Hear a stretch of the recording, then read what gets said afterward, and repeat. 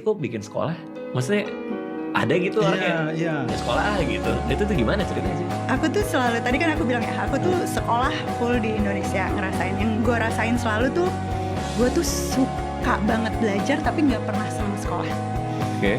Jadi kayak selalu tuh, gue anaknya kayak kepo banget dari kecil, banyak nanya dan sebagainya gitu. Seneng banget baca, tapi nggak pernah ngerasa bahwa sekolah tuh jadi pengalaman yang meaningful gitu. Nggak pernah boro-boro meaningful gitu, menyenangkan aja nggak kan, biasanya meaningful tuh sesudah senang terus menemukan sesuatu gitu ya yang bikin kita tambah ngerasa menikmati gitu. Enggak sama sekali. Tapi walaupun kalau secara definisi kesuksesan nih, Adur gue tuh ranking 1 melulu, lulus seleksi masuk tanpa tes gitu-gitu yang kayak nilai UN sempurna dan sebagainya, penting. Gue gak bangga sama sekali sumpah, karena gue merasa ya yang gue pengen pelajarin tuh justru gak dapet dari pengalaman di sekolah gitu. Terus gue ngeliat banget teman-teman gue yang menurut gue kayak pinter-pinter banget, tau kan, yang kayak paling seru diajak ngobrol kalau jam istirahat, yang kayak paling pertanyaannya tuh gue juga curious karena gue nggak tahu jawabannya gitu. Sementara kalau pertanyaan guru gue udah tahu semua gitu jawabannya kayaknya.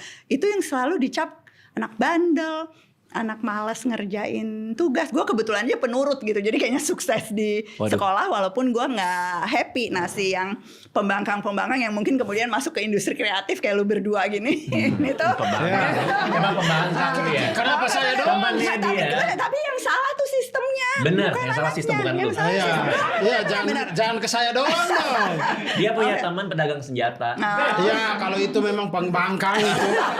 Bukan cuma pendidikan negara itu dibangkangi itu Parah sama tuh, dia. parah temen lu tuh. Tapi faktanya tuh yang masuk ke pendidikan. Jadi gue dari kelas 2 SD pengen jadi guru.